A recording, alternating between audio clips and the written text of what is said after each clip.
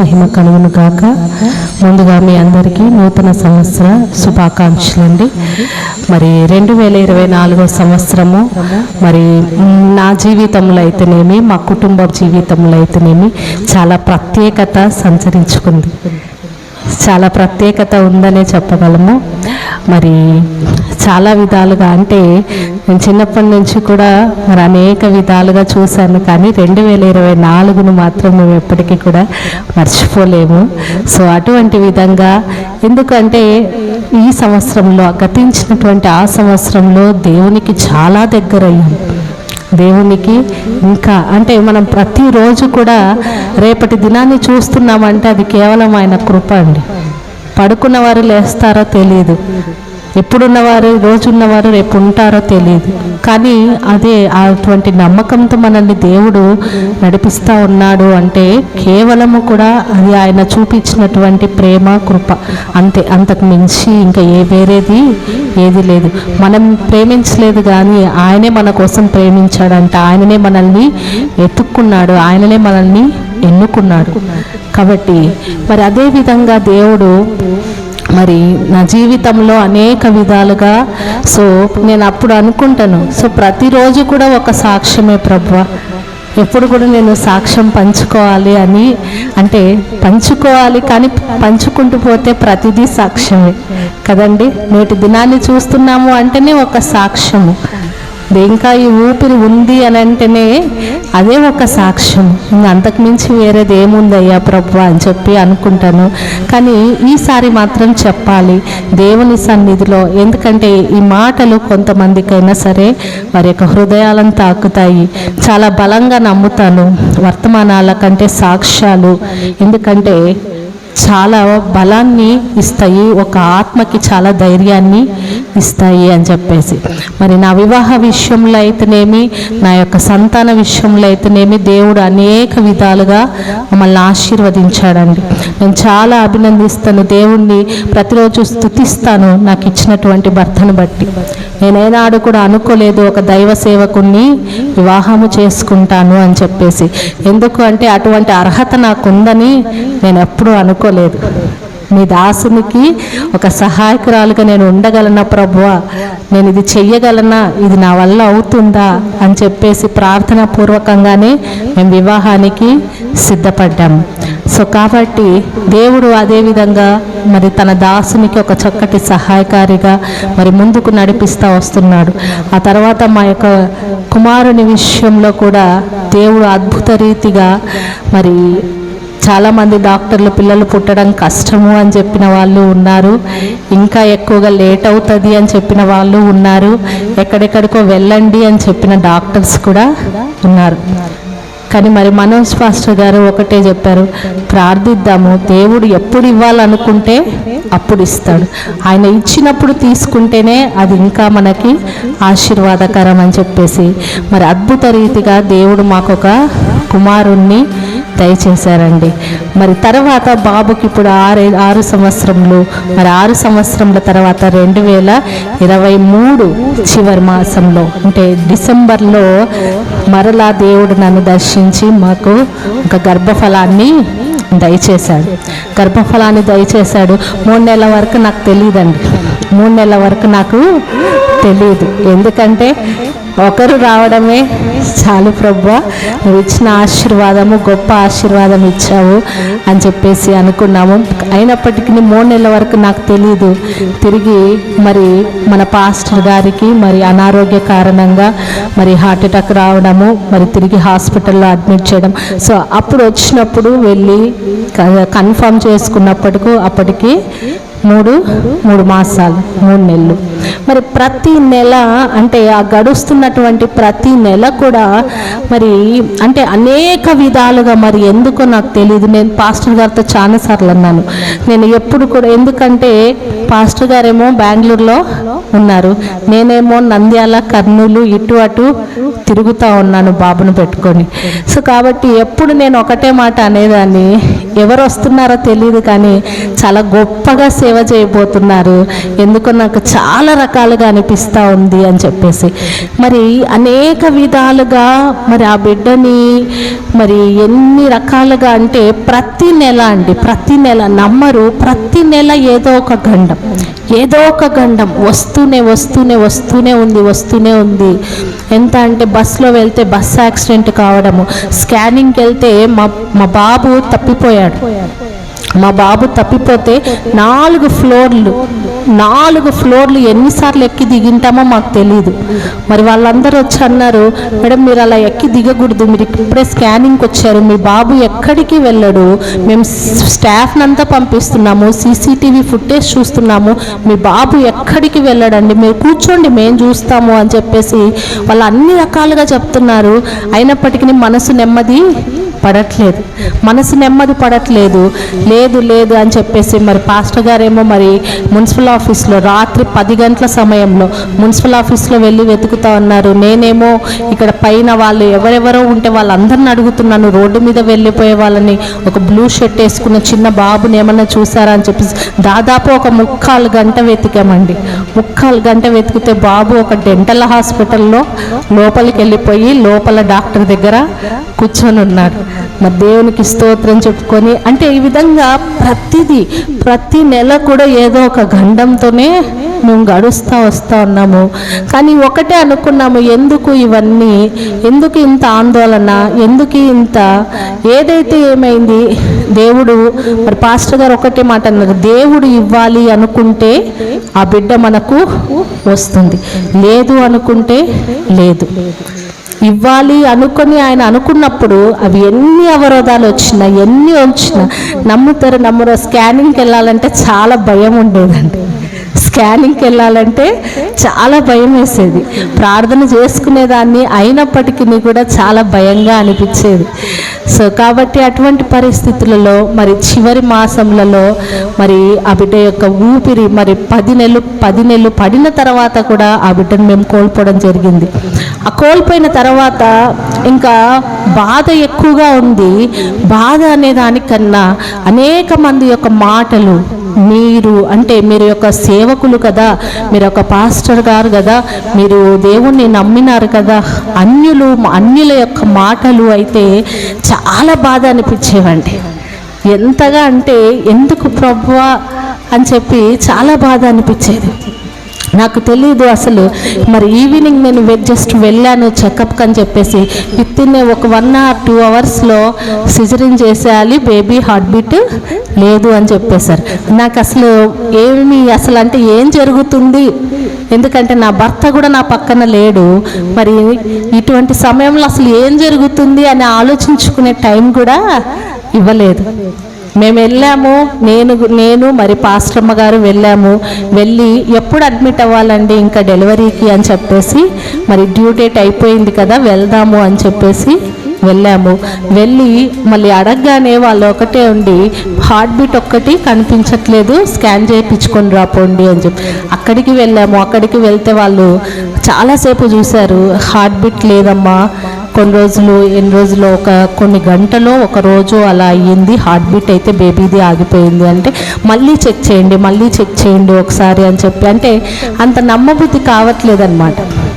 సాయంత్రం బాగా ఉన్నాము, ఒక గంటలో ఉండి తర్వాత మరి పాస్టర్ గారు, మరి మన పాస్టర్ గారి యొక్క పెద్ద కుమార్తె విజయ్ కుమారి అక్క గారు చాలా హెల్ప్ చేశారండి.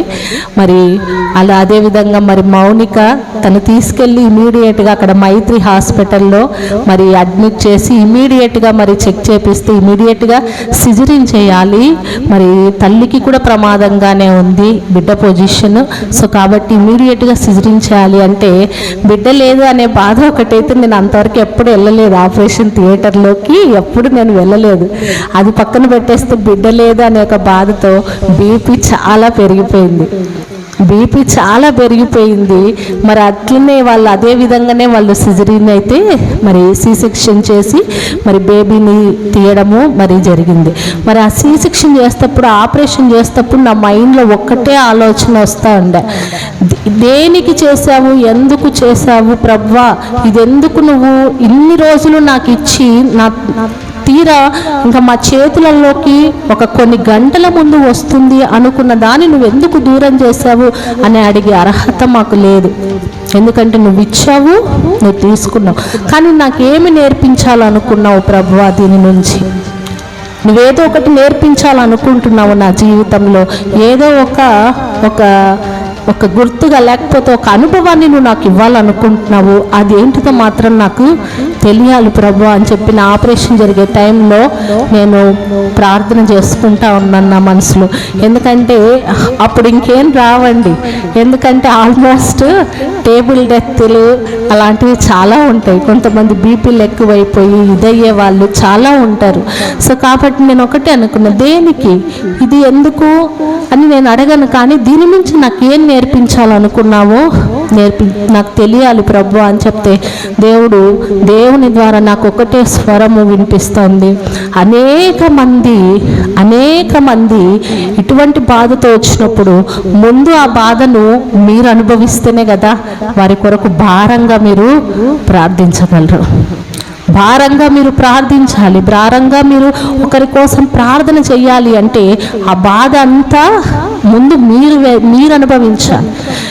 ఈ 24వ సంవత్సరంలో మేము అనుభవించినటువంటి బాధ చెప్తున్నాను కదండి. అది బాధ అనడం కంటే దేవునిలో ఇంకా ఎక్కువ గడిపినాము.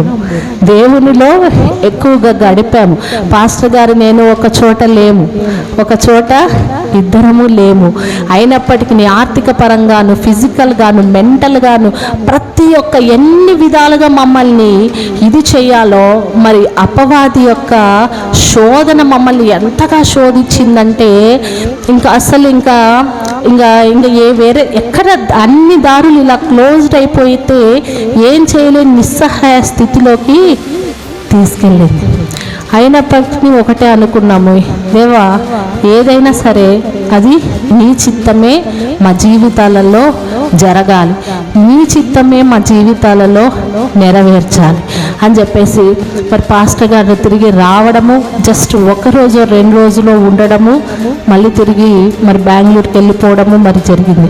మరి దాని తర్వాత చిన్నగా రికవరీ అవుతా ఉన్నాను. అయినప్పటి దాని నుంచి అనేక మంది మాటలు వస్తూ ఉన్నాయి. అయినప్పటికీ కొన్ని విధులు వదిలి వినేసి వారిగా ఉండి వాటన్నిటిని వదిలేసి దేవా నీ చిత్తమే జరిగింది అని చెప్పి అనుకుంటా ఉన్నప్పటికీ మళ్ళీ ఇంకా మీరు తగ్గరా అని చెప్పేసి నా కుమారుణ్ణి మొత్తింది. నా కుమారుణ్ణి ఏ విధంగా అంటే 1 నెల రోజులు జ్వరం అండి, 1 నెల రోజులు జ్వరం. నేను 1 నెల బాలింతగా ఉన్నాను. బాబుకు చూస్తే అసలు ఫుడ్ ఏమి వెళ్ళట్లేదు, వాంతులు తప్ప ఏమీ కావట్లేదు. బాబు పిలిస్తే జస్ట్ ఇట్లా కళ్ళు తెరిచి చూస్తాడు, ఇంకా పడుకుంటాడు, ఇంకా అంతే. ఇంకా అసలు మాకు అంటే అన్ని హాస్పిటల్స్కి మరి పాస్టమ్మ గారు, మరి బాబు దయానిధి గారు, సన్నీ అందరూ అన్ని హాస్పిటల్స్కి బాబుని తీసుకెళ్తున్నారు, వస్తున్నారు. మరి వాళ్ళు చూస్తేనేమో మళ్ళీ టెస్టులు చేస్తే ఏవీ లేవు. కానీ బాబు మాత్రం రోజుకు సన్నపడిపోతా ఉన్నాడు, తినకుంటున్నాడు, నీళ్లు కూడా తాగట్లేదు, ఏమి ఇచ్చినా వాంతికి వచ్చేస్తుంది. ఏం చేస్తున్నా అంటే స్లీపీ, పడుకుంటా ఇదే మాట తప్ప వేరే మాటనే లేదు బాబు నోట్లో. మాకు ఇంకేం అర్థం కాలేదు అసలు ఏంటిది, 1 నెల రోజుల నుంచి బాబు ఇలాగే ఉన్నాడు అని చెప్పేసి. మరి దాని తర్వాత ఇంకా అన్ని హాస్పిటల్స్ అయిపోయి జనరల్ హాస్పిటల్కి వెళ్తే అక్కడ అడ్మిట్ చేసుకుని దాదాపు ఒక 10-15 రోజులు మరి అక్కడే ఉన్నాము. నేను అప్పుడు 1 నెల బాలింతగా ఉన్నాను. నా కుమారుణ్ణి చూస్తే ఆ స్థితిలో ఉన్నాను. మరి అప్పుడు నేను అదేవిధంగా అలా ఉన్నప్పుడే మరి హాస్పిటల్కి తిరుగుతూ వచ్చాను. ఎందుకంటే మరి పాస్టర్ గారు దగ్గర లేరు బాబుకి, అట్లీస్ట్ నేనైనా ఉండాలా ప్రభువా నా కుమారుని దగ్గర ఈ టైంలో అని చెప్పేసి అదేవిధంగా వెళ్తా వస్తూ ఉన్నాము. మరి వెళ్తా వస్తూ ఉండింటే మరి ఒకరోజు నేను ఒకటే అడిగాను. ఒకరోజు రాత్రి మరి 1:30కు అడ్మిట్ అయ్యి మరి నేను సన్ని ఇంటికి వచ్చాము. ఆ రోజు చాలా పెద్ద వర్షం పడుతూ ఉంది. నేను మోకాళ్ళ నుంచి 1 గంట సేపు దేవుణ్ణి అడిగాను, దేవా నీకు నా బిడ్డ కావాలంటే నేను ఇస్తాను, ఎందుకంటే నువ్వు ఇచ్చావు, నువ్వు కావాలి అంటే నేను ఇస్తాను ప్రభా, కానీ నీ సేవను మాత్రం మేము వదిలేసే వారముగా ఉండకూడదు. నీ సేవను మేము వదలకూడదు. ఇది ఈ యొక్క పని మమ్మల్ని, నీ సేవకు మమ్మల్ని ఆపకూడదు.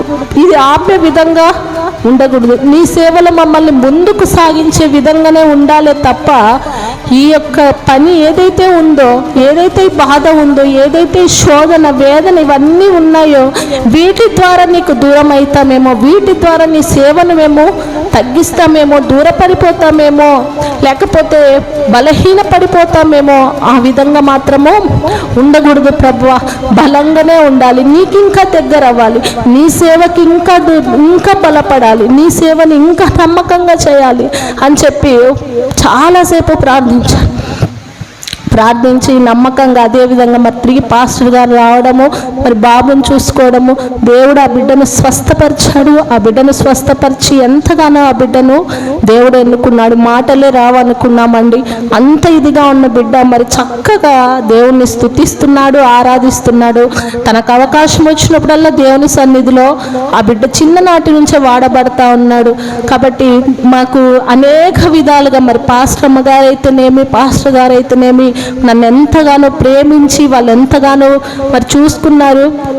మా అక్కగారైతే ఇంకా ఒక తల్లి వల్లే నన్ను కంటికి రెప్పల కాచుకొని అనేక విధాలుగా మమ్మల్ని చూస్తూ ఉంది. మరి ఎన్నోసార్లు నేను తనని ఎంతగానో మరి మాటలతో బాధ పెట్టినప్పటికీ మా అక్క ఒకే మాట అనేది, నేను నా చెల్లికి చేస్తున్నానని అనుకోవట్లేదమ్మా, ఒక సేవకుని భార్యకి, ఒక సేవకురాలకి నేను పరిచర్య చేస్తున్నానని అనుకుంటున్నానని చెప్పి అదే విధంగా దేవుడు ఆమె జీవితాన్ని ఎత్తుకున్నాడండి. తిరిగి ఆమె జీవితాన్ని వివాహ బంధముతో గత నెల నవంబర్ 31వ తారీఖున తనని ఒక సేవకునికే భార్యగా దేవుడు దయచేసి ఒక కుటుంబాన్ని దయచేశాడు. తనకంటూ ఒక ఏమీ లేవు అనుకునే దానికి సమస్తమును ఇచ్చాడు దేవుడు. నేను ఒకటే అనుకున్న, దేవా తన జీవితాన్ని నువ్వు ఆశీర్వదించయ్యా, ఇంత పరిచర్య చేస్తాంది నీ సేవకులకి అని చెప్పేసి మరి ఆ విధంగా దేవుడు అనేకంగా మమ్మల్ని ఎంతగానో మరి ఆశీర్వదించాడని చెప్పాలండి. ఎందుకంటే దేవుని కోసము కేవలము దేవుని నుంచి తీసుకోవడం మాత్రమే కాదండి, ఆశీర్వాదాలు పొందుకోవడం మాత్రమే కాదు, ఆశీర్వాదాలు ఇస్తేనే నిన్ను స్తుతిస్తామయ్యా, ఆశీర్వాదాలు ఇస్తేనే నిన్ను వెంబడిస్తామని మేము ఏ రోజు రాలేదు. దేవుడు కష్టాలు ఇచ్చినప్పటికీ, నష్టాలు ఇచ్చినప్పటికీ, దేవుడు మా నుంచి తీసుకున్నప్పటికీ ఆయనను స్తుతిస్తాము, ఇంకా ఆయన సేవను చేస్తాము, ఇంకా ఆయనలో మేము బలపడాలి. కాబట్టి మా పరిచర్యలో నాది కానీ, పాస్టర్ గారు కానీ, మా కుటుంబం కానీ ఒకటే అనుకున్నాం, ఎన్ని వచ్చినప్పటికీ దేవుని సేవలో మాత్రం నమ్మకంగా, ఖచ్చితంగా, న్యాయంగా, నిజాయితీగా ఆయన సేవను ముందుకు ఊపిరి ఉన్నంత వరకు, శ్వాస ఉన్నంత వరకు ఆయన సేవలో సాగాలనేదే మరి మా యొక్క ఆశ, మా యొక్క వాంఛ. ఎందుకంటే మేము ఎన్నుకోలేదండి దేవుడిని, ఆయనే మమ్మల్ని ఎన్నుకున్నాడు. ఏ యోగ్యత లేకపోయినా మమ్మల్ని ఎన్నుకున్నావు ప్రభువా, మమ్మల్ని వాడుకో. పాస్టర్ గారు ఒకటే మాట్లాడతారు, తుప్పు పట్టకుండా వాడుకో ప్రభువా. ఈ శరీరము తుప్పు పట్టకుండా, ఈ శరీరం ఇది కాకుండా ఉన్నప్పుడే మమ్మల్ని వాడుకోవయ్యా. ఏ విధంగా వాడుకుంటావు, అది ఏ పరిచర్య అయినా సరే, అది చిన్నదైనా సరే, పెద్దదైనా సరే, నీ పరిచర్యలో మేము ముందుకు సాగాలి, నీ పరిచర్యలో మేము సాగిపోవాలి అని చెప్పి. కాబట్టి కేవలము చాలామంది మరి పాస్టర్ వాళ్ళకి, లేకపోతే సేవకుల వాళ్ళకి కష్టాలు ఉండవు, కేవలం వాళ్ళకి అన్ని సుఖాలే ఉంటాయి అని అనుకునే అపోహలు చాలామంది ఉంటారండి. సేవ జీవితము అంత ఆశామాషికానే కాదు, అంత అనుకున్నంత సజావుగా ఏమి కూడా ఉండదండి. నాకు క్లిష్టమైన పరిస్థితులలో నా భర్త నా పక్కన లేడు. నేను ఒకటే అనుకున్న, దేవా నీ సేవలో ఉన్నాడయ్యా, నా భర్త నా పక్కన లేకపోయి ఉండొచ్చు, కానీ నీ సేవలో ఉన్నాడు, అన్ని వదులుకొని నీ సేవ చేస్తూ ఉన్నాం. మాకు ఉద్యోగాలు అవసరం లేదు, ఏమీ అవసరం లేదు, ఎక్కడ నీ పిలుపు ఉంటే, ఎక్కడ నీ పరిచర్య భారం ఉంటే మేము అక్కడికి వస్తాము, నీ సేవ చేయడానికి మేము సిద్ధంగా ఉన్నాము. కేవలం నువ్వు వాడుకో ప్రభువా, నిజాయితీగా సేవ చేసే భాగ్యం ఒక్కటే నువ్వు ప్రభువా మాకు అని చెప్పి అనేకంగా మేము ప్రార్థన చేస్తాము. దేవుడు అదే విధంగా సంవత్సరంలో ఇంకా అద్భుతంగా మమ్మల్ని వాడుకోవాలని చెప్పేసి మరి మేమందరం కూడా ఆశిస్తున్నాము. మీ నుంచి కూడా మేము మరి మీ యొక్క ప్రార్థనలో, కుటుంబ ప్రార్థన, వ్యక్తిగత ప్రార్థన, సంఘ ప్రార్థనలో ప్రార్థించండి. పరిచర్య భారాన్ని మాలో ఇంకా దేవుడు ఇంకా నింపాలని, ఇంకా అనేక ఆత్మల యొక్క నశించిపోతున్న ఆత్మల సంపాదనలో మేము ముందుండాలని, ఊపిరున్నంత వరకు ఆయన సేవలో సాగాలని మరి దేవుడు మమ్మల్ని అందరినీ మా పరిచయం దీవించి ఆశీర్వదించులాగున మీ అందరూ కూడా ప్రార్థించాలని మరి హృదయపూర్వకంగా కోరుకుంటున్నాను. కాబట్టి మరి అవకాశం ఇచ్చినటువంటి మరి పాస్టర్ గారికి, సంఘ పెద్దలకును, సంఘస్థులకును, మరి ముఖ్యంగా దేవాది దేవునికి నా హృదయపూర్వక వందనములు తెలియచేసుకుంటూ దేవునికి సమస్తమైన మహిమ, ఘనత, ప్రభావములు చెల్లించుకుంటూ ఈ అవకాశం ఇచ్చినందుకు మరొకసారి మీ అందరికీ నా హృదయపూర్వక వందనాలు అండి.